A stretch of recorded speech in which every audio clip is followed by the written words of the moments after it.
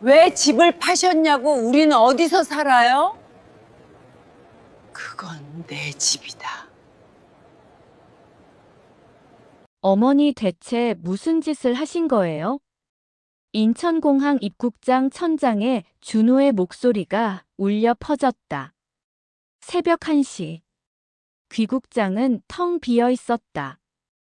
8박 9일 유럽 크루즈를 하루 만에 끊고 돌아온 아들 부부. 캐리어는 바닥에 굴러다니고 며느리 세연은 벽에 기대 서 있었다. 집이 왜 없어진 거예요? 세연의 목소리는 떨리고 있었다. 나는 담담했다. 69세, 한명자. 대구에서 태어나 서울로 시집와서 평생을 살았다. 남편 없이 15년을 버텼고 아들 내외와 10년을 함께 살았다. 하지만 이제 끝이었다. 내 집이었으니까 내 마음대로 했지. 그 한마디로 30년 묵은 체증이 내려갔다. 준호가 무릎을 꿇었다. 엄마, 제발, 농담이라고 해줘요. 농담이 아니야. 집 팔았어. 계약금도 받았고, 잔금도 다 처리됐어. 세연이 소리쳤다. 어머니, 그럼 저희는 어디 가라는 거예요? 나는 그녀를 똑바로 쳐다봤다. 너희가 늘 가던 곳 있잖니. 처가. 공항이 조용해졌다. 준호는 바닥을 쳐다봤다. 세연은 입을 다물었다. 나는 돌아섰다. 너희가 타려던 비행기는 유럽으로 떠났고 나는 그 순간 내 인생으로 떠났다. 캐리어 바퀴 소리만 복도에 울렸다. 뒤돌아보지 않았다.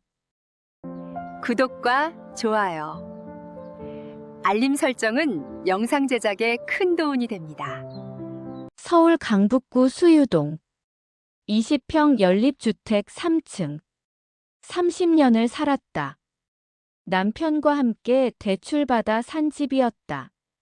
남편이 떠난 뒤 혼자 살다가 10년 전부터 아들 부부와 함께 살기 시작했다. 엄마, 우리랑 같이 살아요. 혼자 계시면 외로우시잖아요. 준호가 그렇게 말했을 때 나는 고마웠다. 며느리 세연도 밝게 웃었다. 어머님, 제가 잘할게요.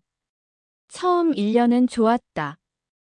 아침마다 함께 밥을 먹고 저녁에는 TV를 함께 봤다. 손주들도 태어났다. 큰 손주 민서, 작은 손주 지우. 할머니, 할머니, 이거 봐. 아이들이 웃을 때마다 집이 환했다. 하지만 2년째부터 분위기가 달라지기 시작했다. 식탁 위 대화는 전부 처가 이야기. 어느 날부터 식탁 위 대화가 달라졌다. 오빠, 엄마가 보내주신 석류즙 왔지? 왔어. 냉장고에 넣어뒀어.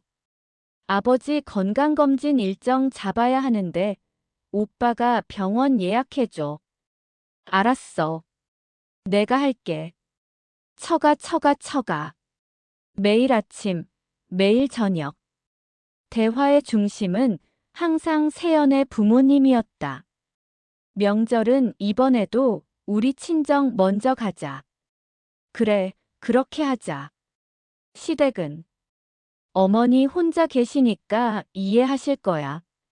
나는 그 자리에 앉아 있었다. 보였다. 하지만 보이지 않았다. 나는 보이는 투명인간이 되었다. 손은 보이는데 마음은 안 보이는 사람. 어머니는 이해하실 거예요. 설날. 오빠, 이번 설에는 우리 친정 먼저 가자. 설날인데? 응. 우리 엄마가 많이 외로워하셔. 아빠도 요즘 건강이 안 좋으시고. 그래. 그럼 그렇게 하자. 준호가 고개를 끄덕였다. 나는 물었다. 우리는? 엄마, 저희 친정 먼저 다녀오고 저녁에 올게요. 설날인데 저녁에? 어머니, 친정도 가봐야죠. 이해해 주세요. 이해. 그 단어가 나를 묶었다. 추석도 마찬가지였다. 오빠, 이번 추석도 우리 친정 먼저 가자. 그래. 시댁은 어머니 혼자시니까 괜찮으실 거야. 괜찮지 않았다. 하지만 말하지 못했다. 이해해야지. 며느리니까 친정도 가야지. 내가 참아야지. 그렇게 5년이 지났다. 세연 어머니 생신. 준호와 세연은 일주일 전부터 준비했다. 오빠, 엄마 좋아하시는 한정식 예약했어. 선물은 백화점 상품권 50만 원. 케이크는 프랑스 빵집에서 주문했어. 딸기 생크림. 철저했다. 생신 당일 그들은 새 옷을 입고 나갔다. 어머니, 저희 친정 다녀올게요. 그래. 밤 11시에 돌아왔다. 어머니, 아직 안 주무셨어요? 응. 저희 피곤해서 먼저 들어갈게요. 내일 봐요. 방문이 닫혔다. 나는 혼자 거실에 앉아 있었다. 내 생일은 한 달 뒤였다. 준비하는 사람은 아무도 없었다. 생일 당일. 아침 식사 자리.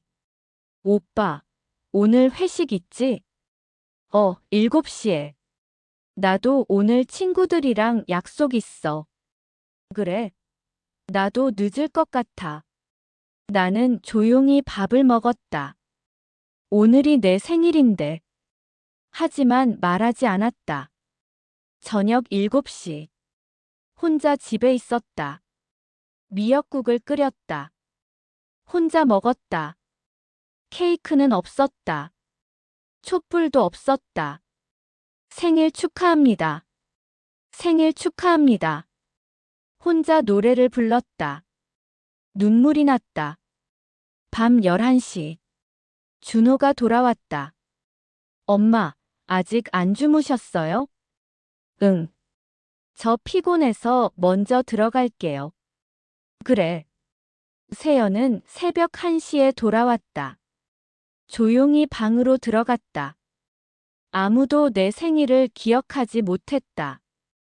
크로아티아 슬로베니아 8박 9일. 어느 날 냉장고에 여행 일정표가 붙었다. 형광펜으로 꼼꼼하게 표시되어 있었다. 크로아티아 슬로베니아 8박 9일 가족 크루즈.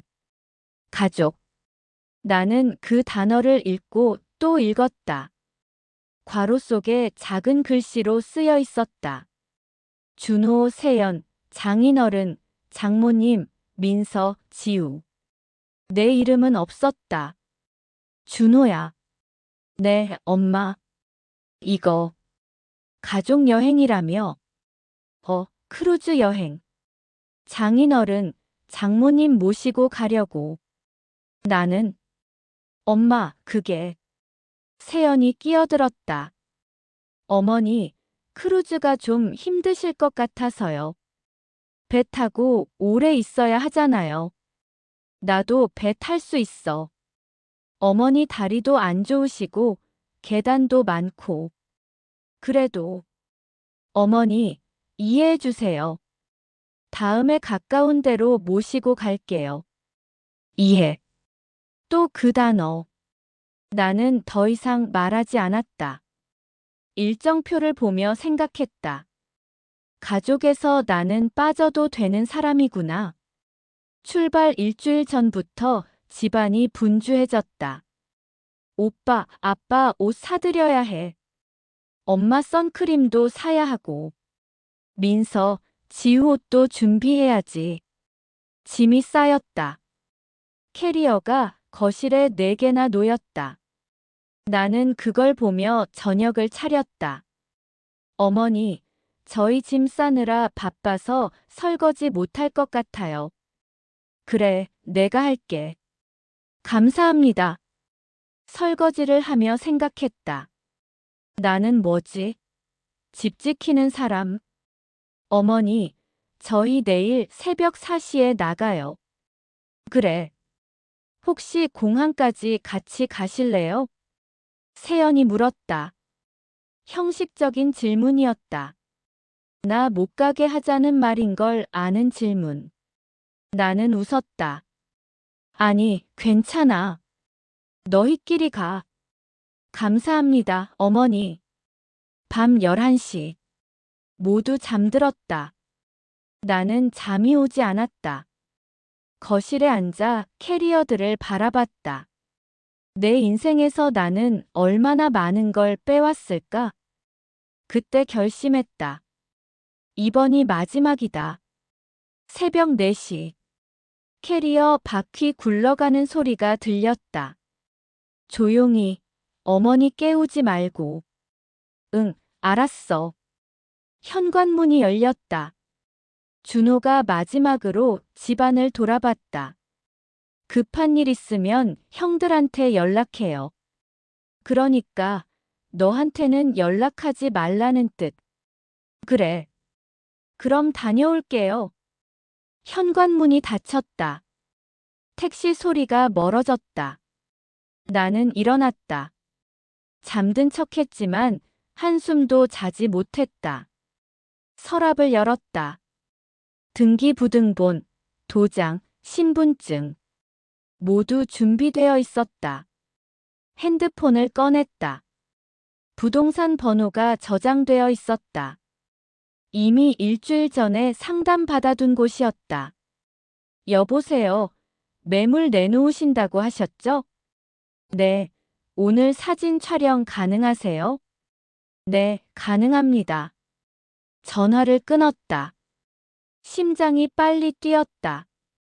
하지만 후회는 없었다. 비행기가 뜨는 그 순간 내 계획도 시작한다. 오전 10시. 부동산 중개사가 왔다.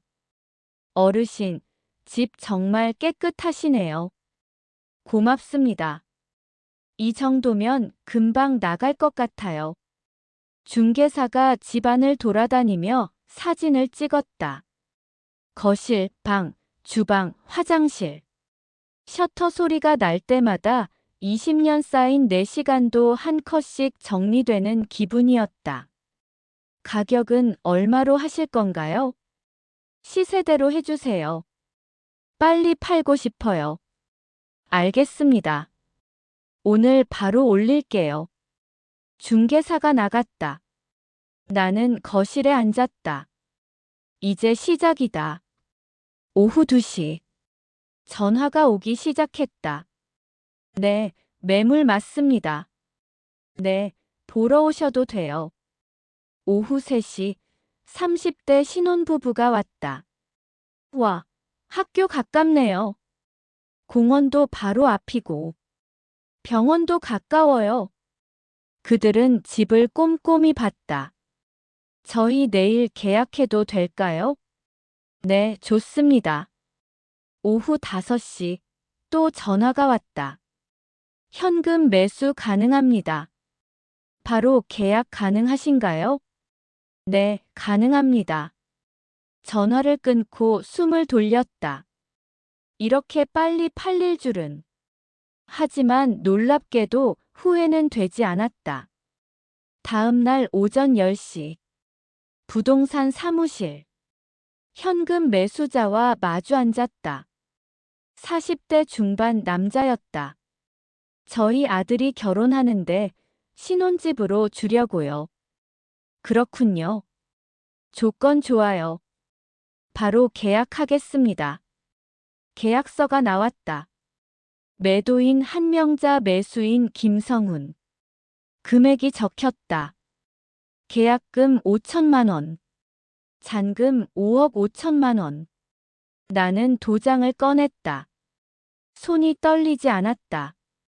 도장을 계약서에 찍었다. 평생 살던 집이 남의 집이 되는 순간.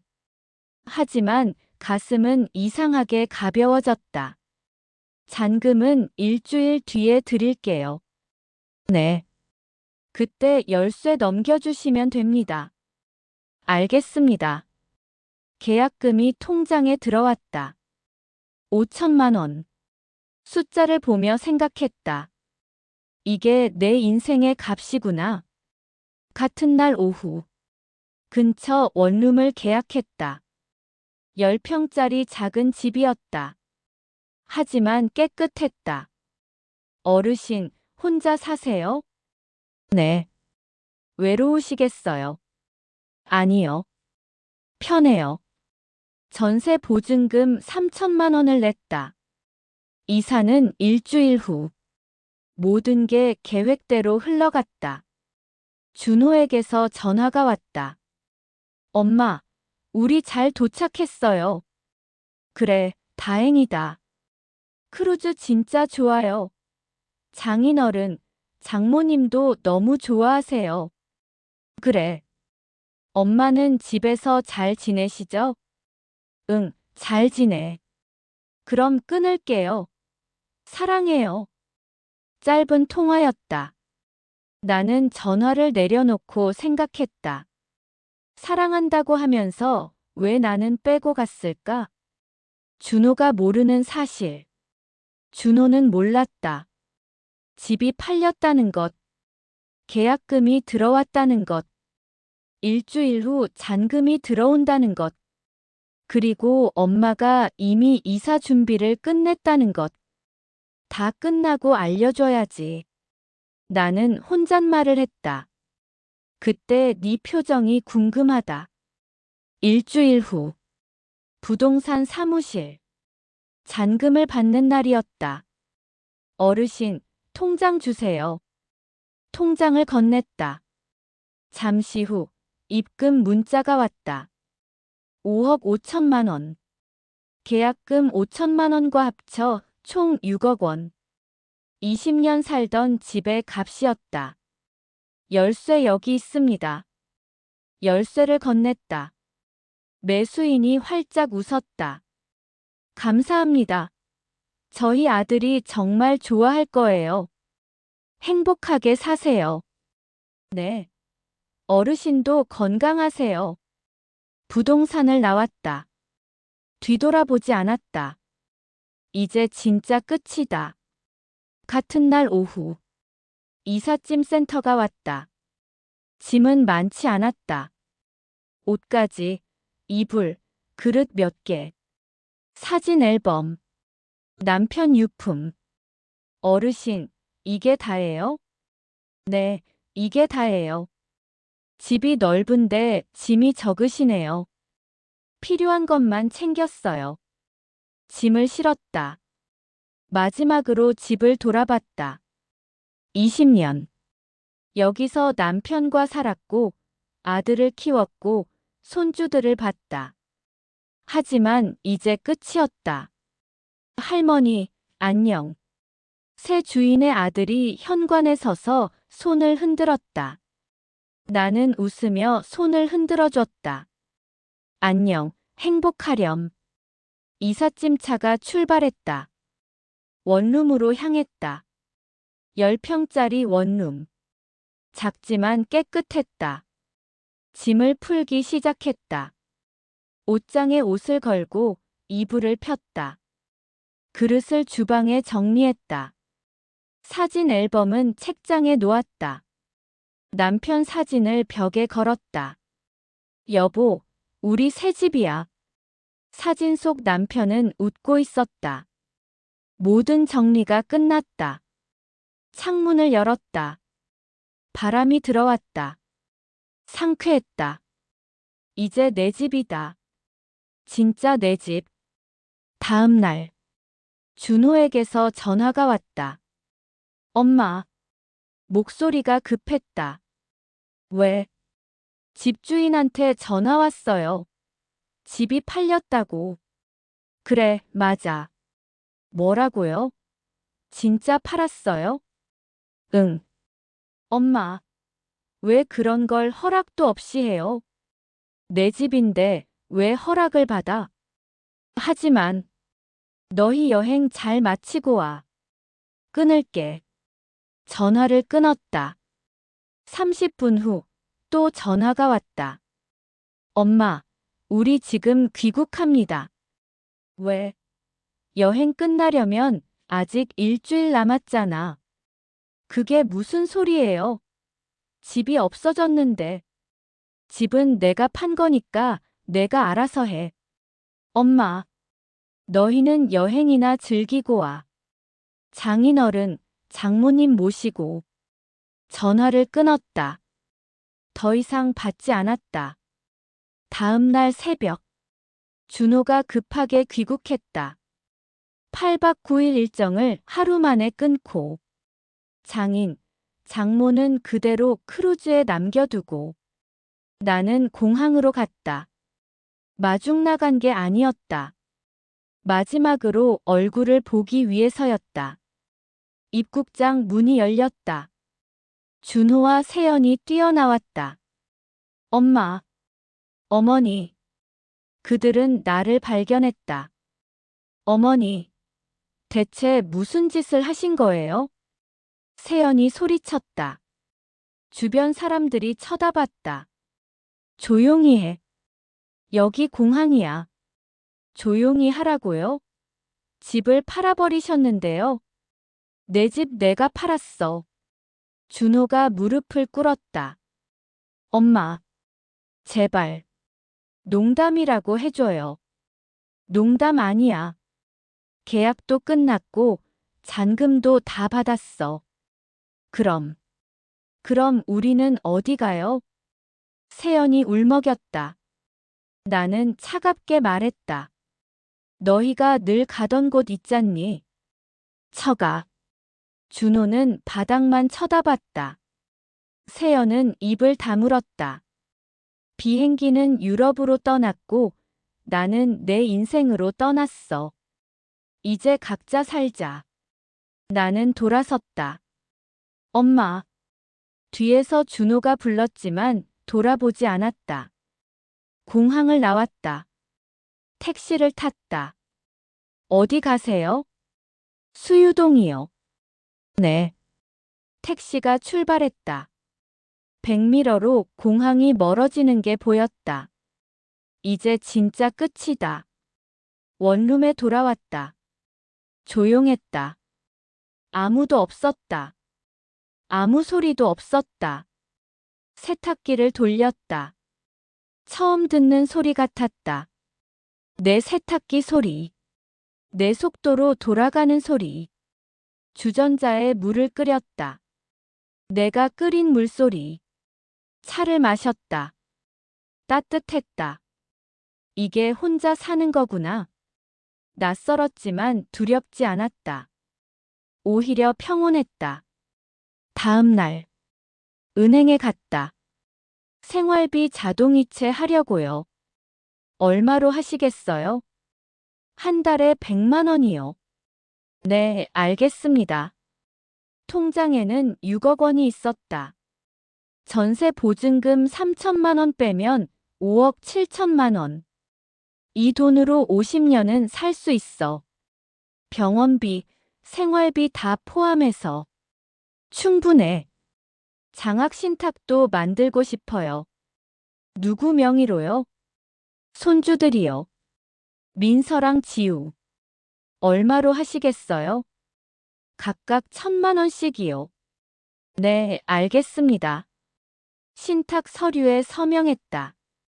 수익자 한민서, 한지우 조건 대학 입학 시 지급. 준호에게는 안 줬다. 준호의 아이들에게 줬다. 어른은 가끔 한 세대를 건너뛰어 사랑해야 할 때가 있다. 그날 저녁 큰딸 미라에게 전화가 왔다. 엄마. 미라야. 엄마 들었어. 집 팔았다며. 응, 팔았어. 미라는 잠시 침묵했다. 그리고 웃었다. 엄마 잘했어요. 뭐? 진짜 잘했어요. 너무 늦었을 뿐이에요. 눈물이 났다. 미라야. 엄마, 저도 준호 오빠 꼴 보기 싫었어요. 맨날 처가 하면서 엄마는 투명인간 취급하고. 응. 이제라도 엄마가 엄마 인생 사신 거예요. 축하해요. 고맙다. 엄마, 이번 주말에 제가 갈게요. 새집 구경하고 싶어요. 그래 와. 전화를 끊고 울었다. 미라는 알아줬다. 내 마음을. 30분 후 혜인에게서도 전화가 왔다. 엄마. 혜인아. 대박. 진짜 집 팔았어요? 응. 엄마, 드디어 사이다. 속이 다 시원해요. 혜인은 웃고 있었다. 준호 오빠 얼굴 어땠대요? 완전 멘붕. 응. 공항에서 무릎 꿇더라. 잘했다. 당해도 싸요. 혜인아. 엄마, 이제 우리 차례예요. 엄마 일정 제가 잡을게요. 일정? 제주도. 엄마 제주도 가고 싶다고 하셨잖아요. 정말? 네. 제가 다 준비할게요. 언니랑 같이 가요. 고마웠다. 딸들은 내 편이었다. 밤 11시. 준호에게서 전화가 왔다. 받지 않았다. 문자가 왔다. 엄마, 제발 전화 좀 받아요. 얘기 좀 해요. 답장하지 않았다. 또 문자가 왔다. 엄마, 나 정말 잘못했어요. 엄마 집 앞에 있어요. 문 좀 열어주세요. 창문으로 내려다봤다. 준호가 원룸 건물 앞에 서 있었다. 하지만 문을 열어주지 않았다. 1시간 후 준호가 돌아갔다. 그날 밤 혼자 생각했다. 아직은 아니야. 아직은 만날 때가 아니야. 준호 부부는 처가로 갔다. 아버님, 어머님, 죄송합니다. 당분간 저희가. 괜찮아, 괜찮아. 우리 집이 크니까. 장인은 흔쾌히 받아줬다. 하지만 일주일이 지나자 분위기가 달라졌다. 준호야, 너 언제까지 여기 있을 거니? 죄송합니다. 집 알아봐야지. 장가도 다 간 사람이 장인 집에서 얹혀 살면 어떡하니? 네. 알아보고 있습니다. 빨리 알아봐. 준호는 잠을 이룰 수 없었다. 엄마가 왜 그러셨을까? 내가 뭘 잘못했지? 생각하고 또 생각했다. 명절은 이번에도 우리 친정 먼저 가자. 시댁은 어머니 혼자 계시니까 괜찮으실 거야. 어머니, 이해해 주세요. 어머니는 이해하실 거예요. 이해, 이해, 이해. 엄마에게 늘 이해를 강요했구나. 어머니, 친정도 가봐야죠. 장인어른 건강검진 일정 잡아야 해. 엄마가 보내주신 석류즙 왔지? 처가 이야기만 했다. 엄마 이야기는 안 했다. 엄마 생일이 언제였지? 기억나지 않았다. 엄마가 좋아하는 음식이 뭐지? 기억나지 않았다. 엄마는 언제부터 혼자 생일을 보내셨지? 기억나지 않았다. 아니, 기억하려 하지 않았다. 나 정말 나쁜 아들이었구나. 한 달 후. 준호는 전셋집을 구했다. 여보, 이사하자. 응. 세연도 반성하고 있었다. 오빠, 우리 어머니한테 너무했어. 응. 나도 알아. 어떡하지? 사과해야지. 진심으로. 이사를 마치고 준호는 마트에 갔다. 뭐 사? 혼잣말을 했다. 엄마가 좋아하시는 게 뭐였지? 기억을 되살렸다. 아, 멸치볶음. 가지무침도 좋아하셨지. 김치도. 장바구니를 채웠다. 집에 돌아와 요리를 시작했다. 여보, 뭐해? 엄마 반찬. 내가 도와줄게. 세연도 함께 했다. 멸치볶음을 볶았다. 불 조절이 어렵네. 천천히 해. 가지무침을 만들었다. 간이 맞나? 한번 먹어봐. 좀 짜. 물 좀 더 넣자. 3시간이 걸렸다. 반찬이 완성됐다. 투박했지만 정성이 담겨 있었다. 엄마 드릴까? 응. 가자. 준호는 반찬통을 들고 엄마 원룸으로 갔다. 초인종을 눌렀다. 누구세요? 엄마, 나 준호야. 문이 열렸다. 한 달 만에 보는 엄마 얼굴. 조금 야위셨다. 왜 왔니? 엄마. 이거. 반찬통을 내밀었다. 뭔데? 엄마 좋아하시는 거. 만들어 봤어. 엄마가 뚜껑을 열었다. 멸치볶음, 가지무침, 김치. 내가. 응. 처음 만들어 봐서 맛없을 수도 있어. 엄마는 아무 말 없이 반찬통을 받았다. 엄마, 들어올래? 응. 안으로 들어갔다. 10평짜리 원룸. 작았지만 깨끗했다. 엄마, 여기서 불편하지 않으세요? 아니, 편해. 미안해. 뭐가? 엄마한테. 너무 못했어. 준호는 고개를 숙였다. 눈물이 났다. 엄마, 나 정말 나쁜 아들이었어.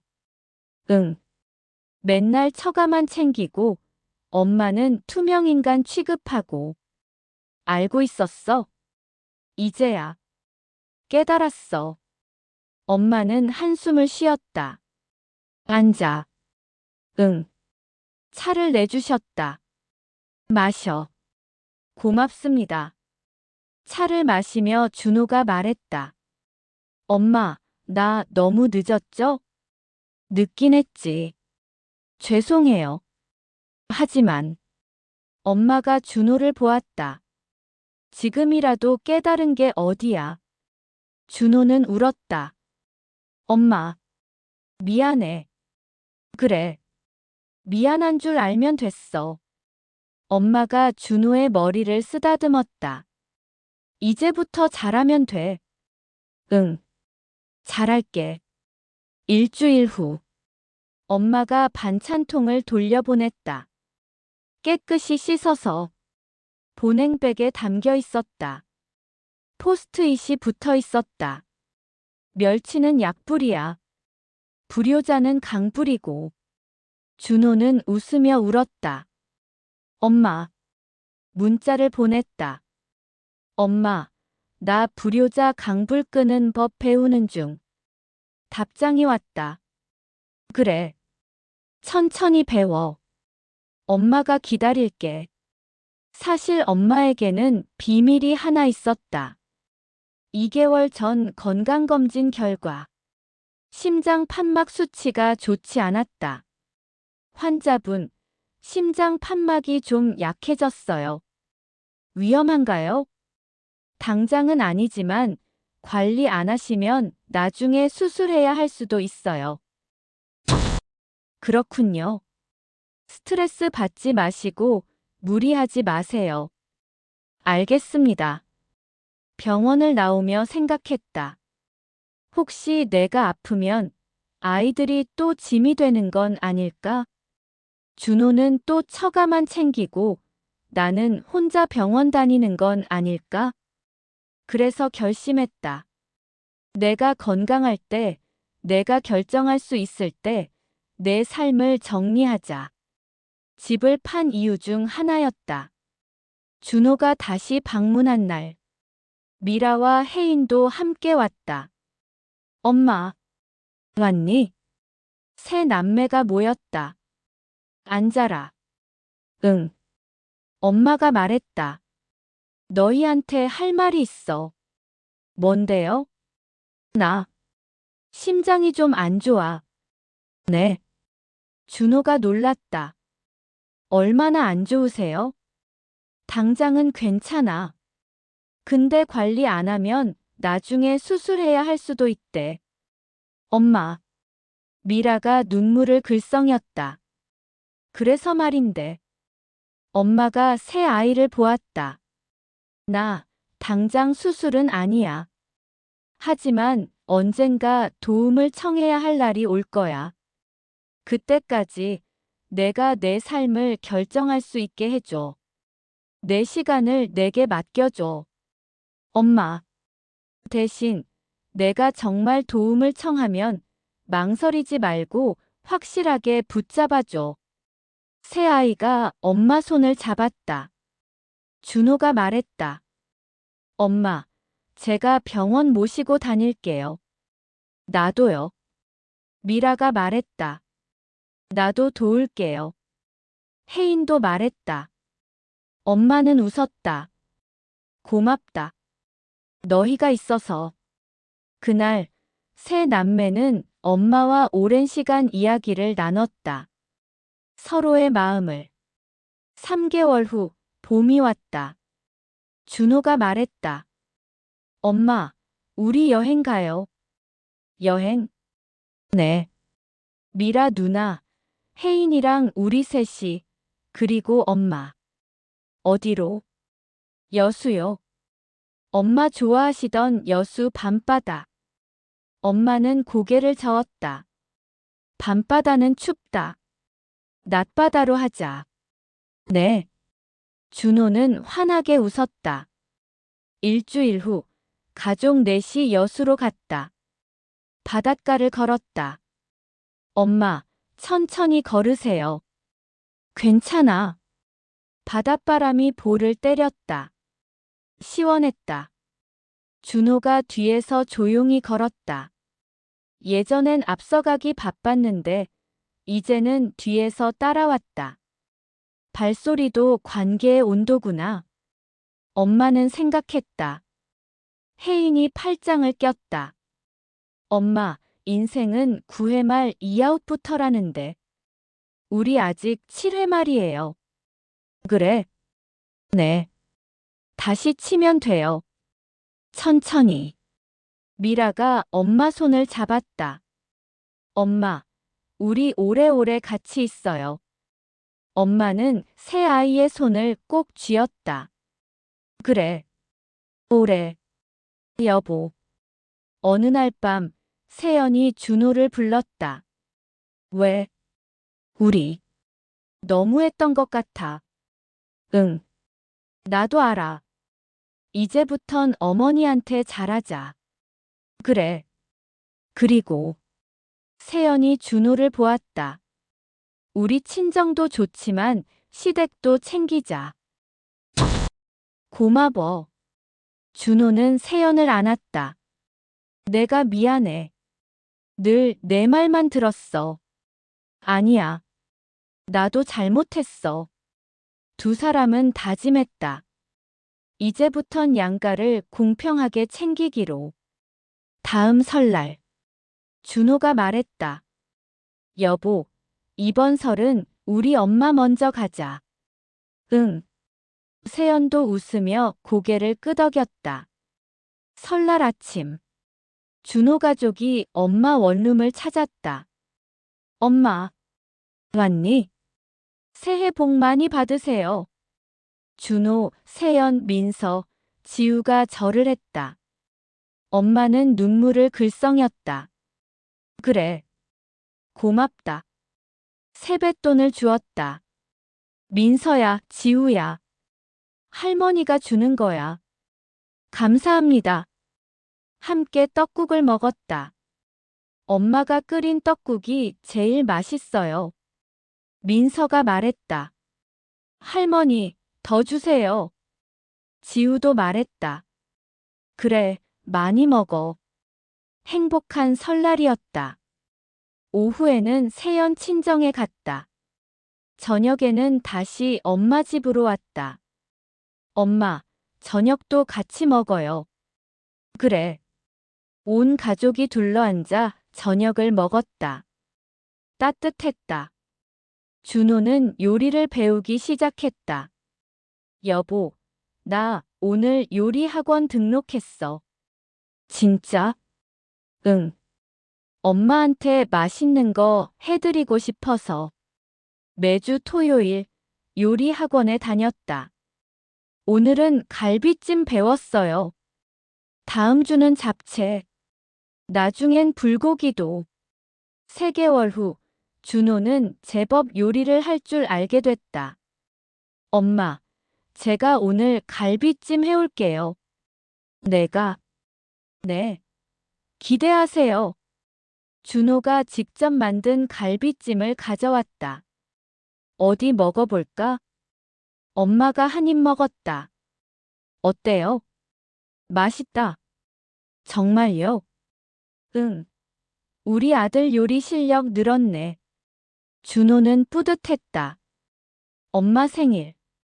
준호는 일주일 전부터 준비했다. 엄마 생일 케이크 뭐가 좋을까? 딸기 케이크. 민서가 말했다. 아니야, 초코 케이크. 지우가 말했다. 둘 다 사자. 준호가 말했다. 생일 당일. 준호 가족, 미라 가족, 혜인 가족 모두 모였다.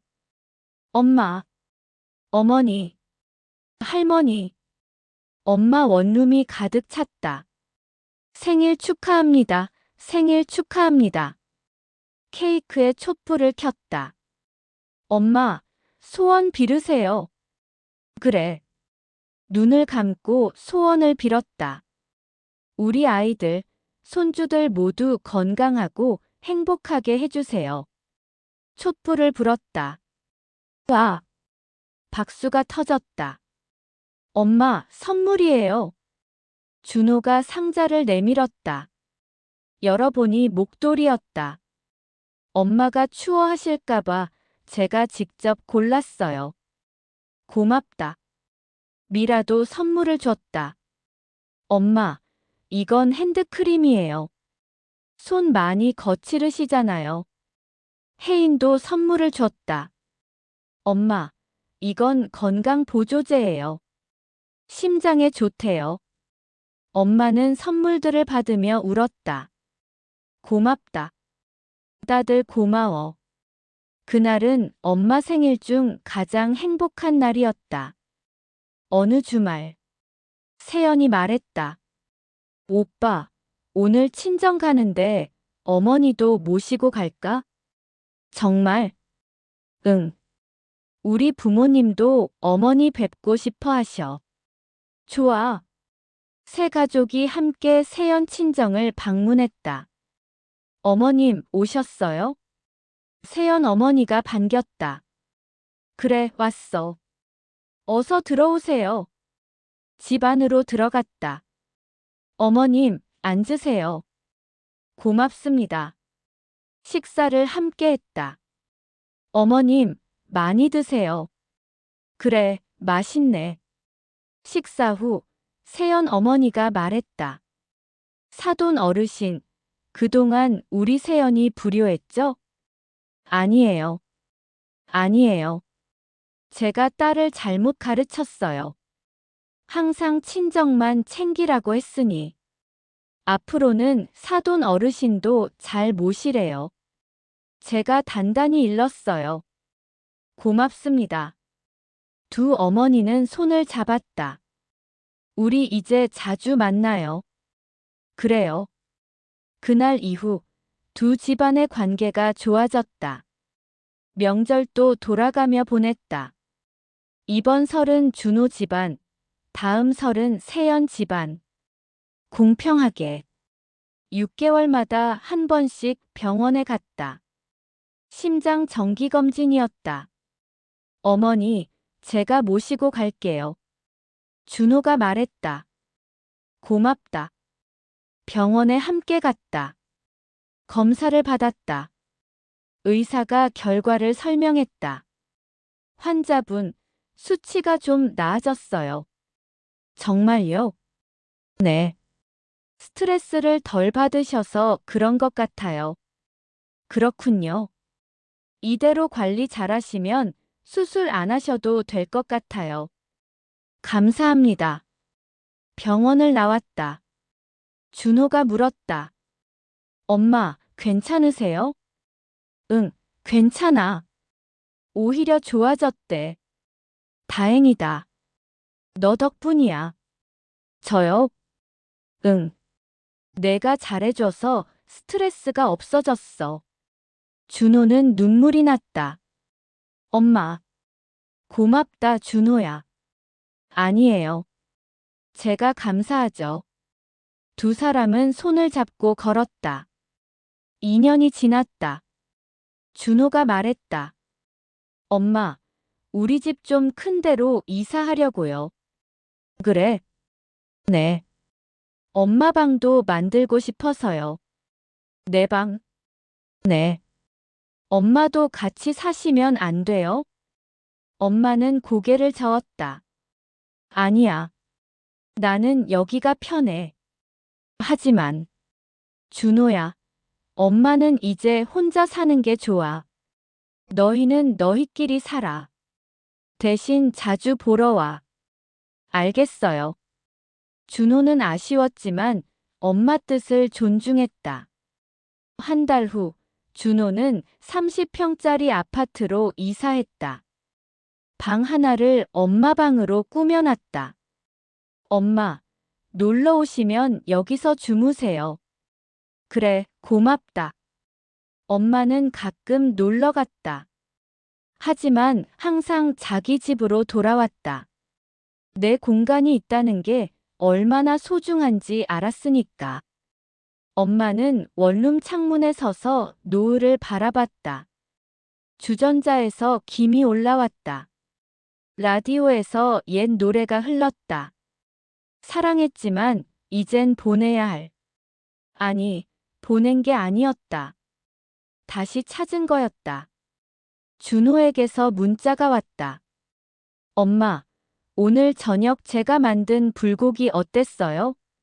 맛있었죠? 엄마는 웃으며 답장했다. 그래. 맛있었어. 고기가 약불에 익어서 부드러웠어. 나도 사랑한다. 준호의 답장. 엄마, 오늘은 강불 아니고 약불. 사랑해요. 엄마는 휴대폰을 내려놓고 생각했다. 나는 집을 팔았다. 하지만 그건 잃은 게 아니었다. 오히려 그 전까지가 잃은 삶이었다. 삶을 저당 잡힌 건 집을 팔기 전이었다. 비행기가 뜨던 그 순간, 나는 내 시간을 내 이름으로 다시 샀다. 그리고 알게 됐다. 가끔 한 번의 큰 결심이 가족을 무너뜨리는 게 아니라 오히려 다시 세운다는 걸. 창밖으로 별이 보였다. 여보, 우리 잘하고 있지? 남편 사진을 보며 혼잣말을 했다. 사진 속 남편은 웃고 있었다. 마치 대답하는 것 같았다. 그래, 잘하고 있어. 여러분, 누군가의 시간을 당연하게 쓰고 있지는 않나요? 이해해 주실 거예요. 당연히 해주시는 거죠. 그런 말로 누군가를 투명인간으로 만들고 있지는 않나요? 부모님도 시부모님도 장인 장모님도 모두 각자의 인생이 있습니다. 자식을 위해 희생하는 건 사랑이지만 그 사랑을 당연하게 여기는 건 폭력입니다. 오늘 한번 자신에게 도장을 찍어주세요. 내 삶의 결정권, 다시 내게로. 구독과 좋아요, 알림 설정은 영상 제작에 큰 도움이 됩니다.